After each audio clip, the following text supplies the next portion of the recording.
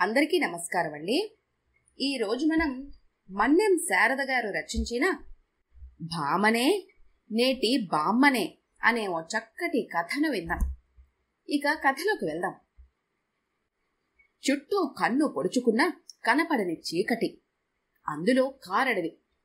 చీకటిని చుట్టుకున్న చెట్ల కొమ్మలు పిశాచాల జడల్లా గాలికి ఊగుతున్నాయి. అవి రాసుకుంటున్నప్పుడు వస్తున్న శబ్దం గుండెల్ని జల్లుమనిపిస్తుంది. మాయదారి అడవులు, ఇంకా ఇంతలేసున్నాయా అని గుండెల మీద తట్టుకుంది భయంగా సూర్యరత్నం. అసలే ఆయాసం, ఆ పైన భారీ శరీరం. కన్ను పొడుచుకున్నా కనపడిన చీకటిలో చెట్ల కొమ్మలు నరికేసి అడ్డంగా పడి ఉన్న మానుల కొసలు గుచ్చుకుంటుంటే నడవలేకపోతోంది. అప్పుడే ఎక్కడదో మాయదారి వాన మొదలయింది, సినిమాటిక్గా. చచ్చా, వస్తూ బ్యాటరీ లైట్ అయినా తెచ్చుకోవాల్సింది. అయినా ఇతగాడి ఈ టైంలో ఈ అడవిలోకి ఎందుకు చొరబడినట్టు? చింత చచ్చిన పులుపు చావదన్నట్టు ఇతగాడికి వయసు అయిపోయినా వెధవ తిరుగుళ్ళు పోయినట్టు లేదు. సర్వీసులో ఉన్నప్పుడు వాడెవడు? వాడే, ఆఫీస్ అటెండర్ బాబురావు గాడు. చెబుతూనే ఉండేవాడు, అమ్మా ఒకసారి ఆటో కట్టుకుని ఆఫీస్కి రా, అయ్యగారి కృష్ణలీలలు చూద్దువు గాని. సీటు చుట్టూ సింధరాంగుల్ని పెట్టుకుంటే గాని అయ్యగారి కలం నడవదు. ఆ కాఫీలు టీలు పకపకలు ఇకయకులు. అందులో ఆ వన్నెలాడి వనజాక్షి ఉందే, ఆవిడ సాయంత్రం దాకా అక్కడే మకం. నువ్వు పట్టించుకోపోతే ఎట్టా అని తనకి ఒళ్లంతా మండుకొచ్చింది గాని ఆ వెధవకి ఈయన రికార్డ్ అసిస్టెంట్ ప్రమోషన్ ఇవ్వలేదని, ఆయన పరుగు డ్రైనేజీలో కలపానీలలా చేస్తున్నాడని వాడిని చీకొట్టి, మా ఆయన శ్రీరామచంద్రుడని పిచ్చివాగుడు వాగితే పళ్ళు రాలుగొడతానని చెప్పి తెరవేసింది. కాని లోపల అనుమానమే తనకి. ఈయనకి వయసొచ్చే కొలది టీషర్టులు, జీన్సులు, సెంట్లు, సోకు ముదిరిపోతూనే ఉంది. ఇప్పుడు రిటైర్ అయ్యాడుగా. అయినా ఈ అడవిలో దేనికోసం కాళ్ళకు అడ్డం పడుతున్న పంచెని ఎగ్గట్టి పెద్ద పెద్ద అంగలేసుకుంటూ వెళ్లటం? ఇంతలో ఎక్కడో గజ్జల సవ్వడి. సూర్యరత్నం అదిరిపడింది. ఓయమ్మో, అదెవరితో ఆడదే, కొంపదీసి మోహిని పిశాచి కాదు కదా? ఇతగాడు తను తోడు లేకపోతే బాత్రూంకే వెళ్లలేదు కదా, ఇలా అడవిలో అడ్డంగా పరిగెత్తుతున్నాడు. ఆడపిచ్చి అలా ఉంటుందన్నమాట. సూర్యరత్నానికి చెప్పలేని ఉక్రోషం వచ్చేసింది. ఈ రోజు అతగాన్ని రెడ్ హ్యాండెడ్గా పట్టేసి ఉన్న 4 వెంట్రుకల్ని మెలేసి పట్టుకొని సొట్టపోయిన 2 చెంపల్ని ఠపీ ఠపీమని వాయించేయాలని చాలా పట్టుదలగా ముందుకు నడిచింది. గజ్జల చప్పుడు మరింత దగ్గరైంది. ఉన్నట్లుండి దబ్బుమన్న చప్పుడు. సూర్యరత్నం కెవ్వున అరిచింది. కళ్ళు నలుముకొని చుట్టూ చూసింది. పట్ట పగలు. ఎదురుగా టీవీలో దెయ్యాల బావి ప్రోగ్రాం వస్తోంది. వాడమ్మా కడుపు కాలా, ఆ యాంకర్గాడెవడో దెయ్యంలాంటి ఆకారంతో హడలగొట్టేటట్లు వర్ణించి చెబుతున్నాడు. ప్రోగ్రాం చూస్తూ చూస్తూ నిద్రపోయినట్లుంది. కలైనా ఎంత భయపడింది. ఎదురుగా మాసిపోయిన గంధం దండ వేసుకుని దీనంగా చూస్తున్న భర్త ఫోటో కనిపించింది. నంగనాచి చూపులు, నీ వేషం తెలుసులే అన్నట్లు మొహం తిప్పుకుంది కోపంగా సూర్యరత్నం. ఈయన పోయి 10 ఏళ్లయిపోయింది. ఇప్పుడిక చేసేదేముందిలే, పాడు టీవీ ప్రోగ్రాంలు అనుకుంటూ ఊడిపోయిన జుట్టు ముడివేసుకుని టీవీ ఆపి మంచినీళ్లు తాగుదామని లేచింది. ఇంకా ఎక్కడో గజ్జల చప్పుడు. ఇంట్లో ఎవరి జాడా లేదు. సూర్యరత్నం భయంగా కోడెల గదివైపు చూసింది. అవును, అక్కడ్నుంచే గజ్జలు మోగుతున్నాయి. అనుమానంగా తలుపు తోసి అక్కడ దృశ్యం చూసి అవాకైపోయింది సూర్యరత్నం. ఎదురుగా కోడలు చీరకొంగులు దోపి కాళ్ళకి గజ్జలు కట్టి డాన్స్ చేస్తోంది. అది అంటే అమలాపురం పాటకి. మంచం మీద పుత్రరత్నాలిద్దరూ నవ్వుతూ ఎలా చెయ్యాలో సీడీ పెట్టి మరీ నేర్పిస్తున్నారు. కోడల్ని చూసి గుండె జల్లుమంది ఆవిడికి. అసలే అంతంత మాత్రం అందం. ఊడిపోయిన కాస్త జుట్టు చెమటతో తడిసి తలకి అంటుకుపోయింది. ఈ మధ్య ఒళ్ళు కూడా పెంచేసింది. ఆ గజ్జలతో కోడల్ని చూస్తే తనకు పెళ్లైన కొత్తలో పిల్లల్లేరని పక్కింటావిడ మద్రాసులోని పూనమల్లయ్య వీధిలో ఒక పోతురాజు దగ్గరికి జాతకం చెబుతాడని తీసుకెళ్ళింది. సరిగ్గా వాడిలానే ఉంది సదరు తన కోడలు. పొట్టి లంగాతో విరబోసిన జుట్టుతో గజ్జలు కట్టుకున్న వాణ్ణి చూసి పరిగెత్తుకుని ఇంటికొచ్చేసింది. అత్తగారిని చూసి డాన్స్ ఆపి బిగుసుకుపోయి నిలబడింది సువర్ణ. మనవలిద్దరూ పగలబడి నవ్వుతూ, రాబా అమ్మ, అమ్మ భలే డాన్స్ చేస్తోంది, కింద వాళ్ళ భూకంపం వచ్చిందని బయటికి పారిపోయి ఉంటారు ఈ పాటికి అన్నారు. సూర్యరత్నానికి నవ్వు రాలేదు.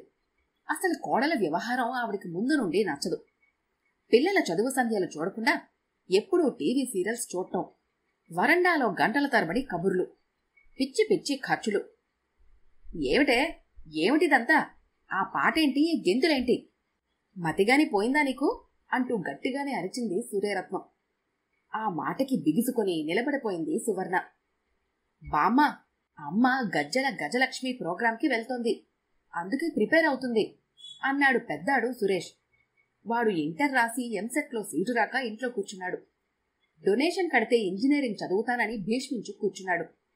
చిన్నాడు రమేష్ 9th కొచ్చాడు.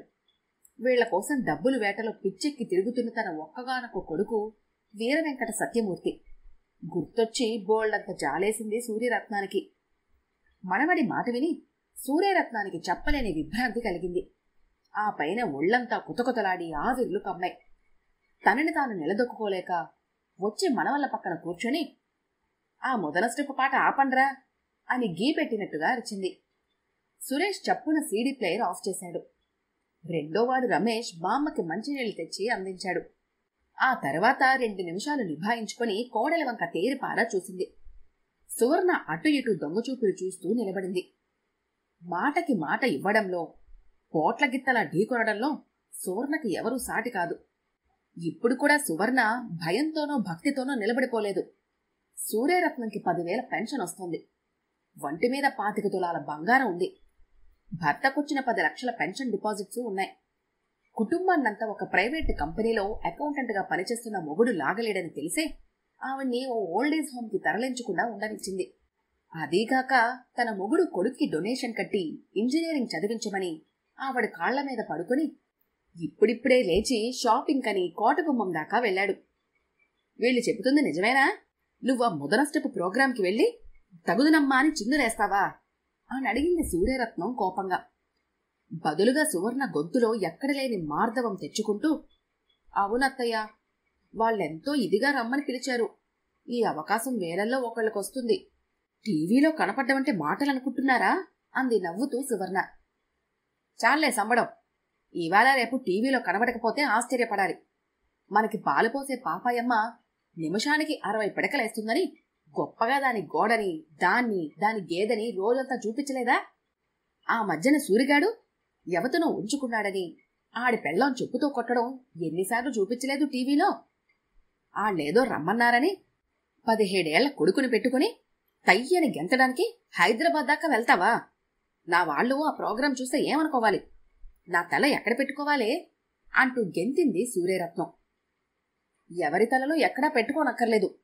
అవకాశం దొరకాలే గాని అందరూ వెళ్లడానికి రెడీగానే ఉన్నారు. ప్రముఖ హీరోయిన్ ప్రమీలా రాణిని కలిసి ఆడటం పాడటం అంటే మాటలా?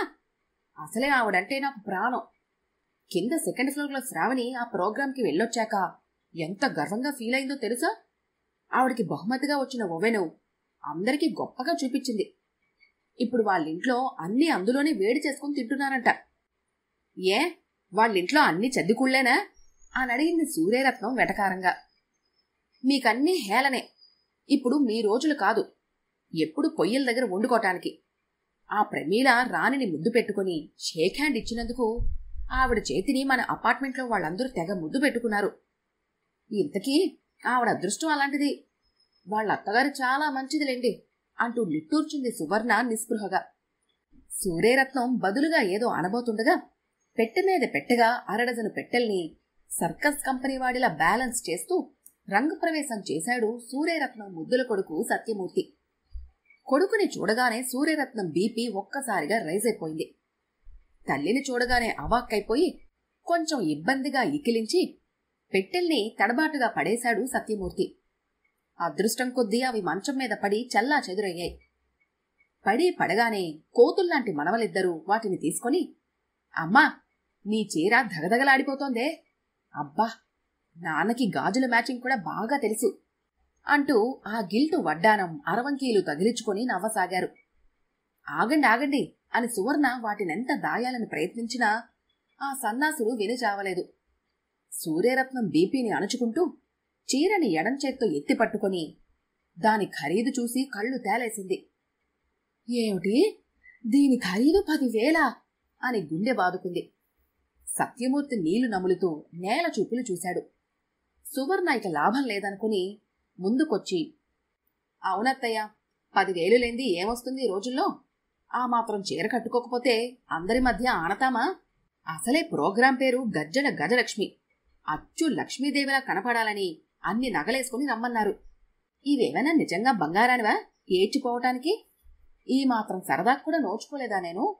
పాడు బతుకు అంటూ ముక్కు ఎగచీది అక్కడి నుంచి నిష్క్రమించింది సువర్ణ విసవిస. సత్యమూర్తి దొరికిపోయిన దొంగలా నిలబడ్డాడు తలదించుకుని. కొడుకు అసమర్థతకి తల దేనికైనా వేసుకొని కొట్టుకోవాలి అనిపించింది సూర్యరత్నానికి. మంచం మీద పరిచిన నగల్ని మురిపెంగా చూసి ఆడుకుంటున్న మనవల్ని, బయటకు పొండ్రా వెధవల్లారా అని విసిరికొట్టింది. చప్పున మంచం దిక్కి పారిపోయారు ఇద్దరూను. వీటంతటికీ ఖర్చు 25 దాటిందా?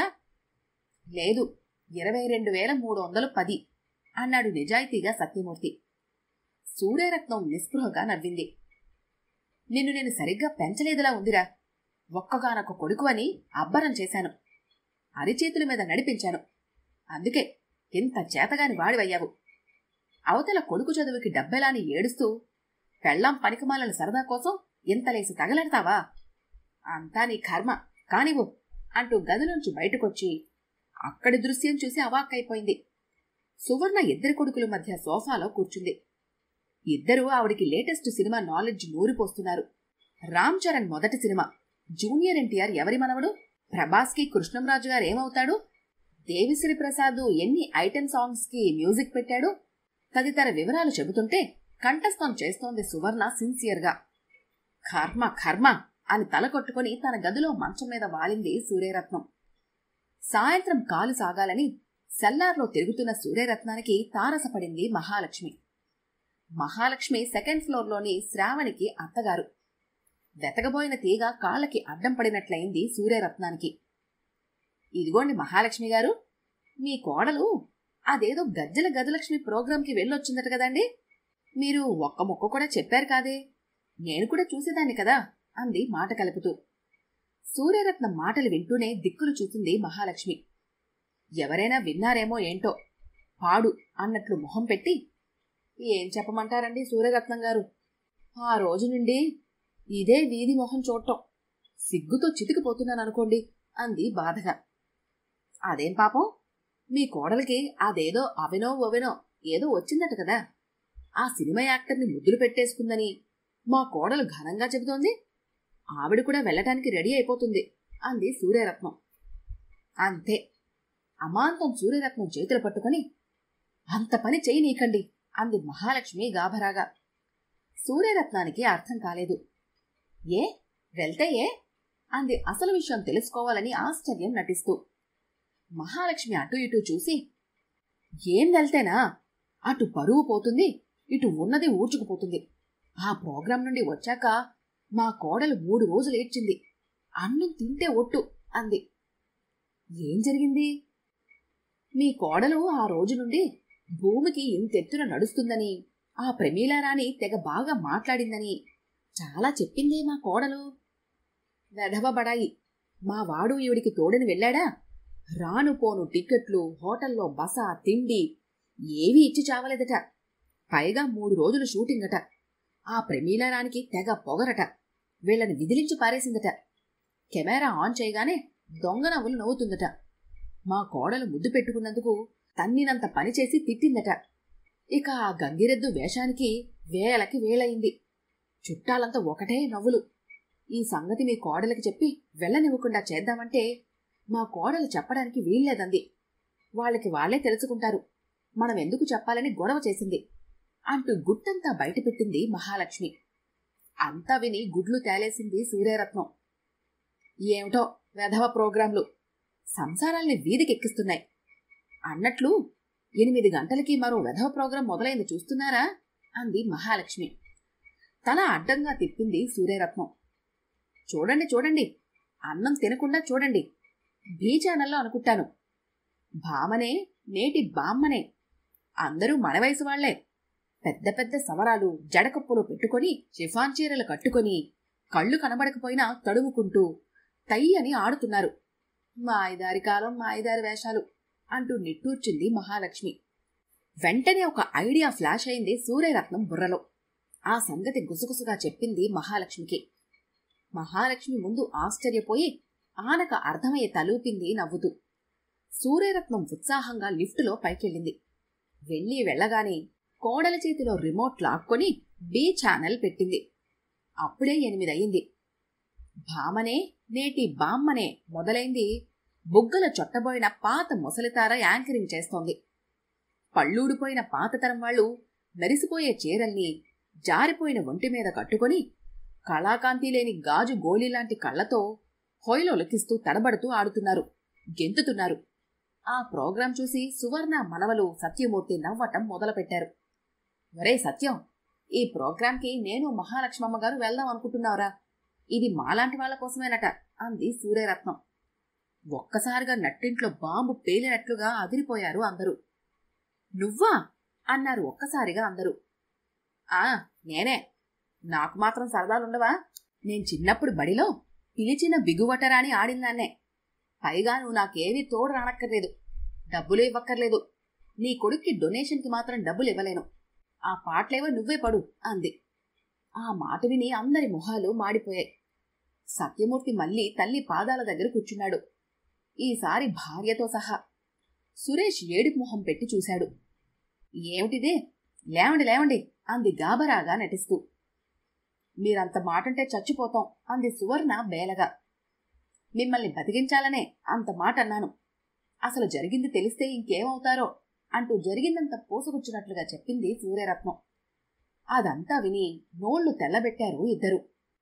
చూడండి, దమ్మిడి వేషానికి ఏగాని క్షవరం అంటారు దీన్నే. పిల్లల్ని ఎలా పైకి తేవాలో చూడండి. టీవీలో కనపడాలంటే గౌరవంగా పేరు ప్రతిష్టలతో కనిపించాలి గాని ఇలా చిల్లర వేషాలతో సినిమా నాలెడ్జ్తో కాదు. ఎవడి బతుకు తెరువు వాడిది. వాళ్ల గురించి లేనిపోని విషయాలు తెలుసుకొని వాతలు పెట్టుకొని డబ్బులు నాశనం చేసుకోవద్దు. ఇల్లు తీర్చిదిద్దుకుంటే వాళ్లే గజలక్ష్ములు వరలక్ష్ములును. నేనే వెధవ ప్రోగ్రాంకి సింగినాదాలకి వెళ్ళను, అర్థమైందా అంది సూర్యరత్నం. సువర్ణకి జ్ఞానోదయం అయింది. అత్తగారు నిజంగానే మొదటిసారి అపర సరస్వతిలా కనిపించి కాళ్లకి దండం పెట్టింది మనస్ఫూర్తిగా.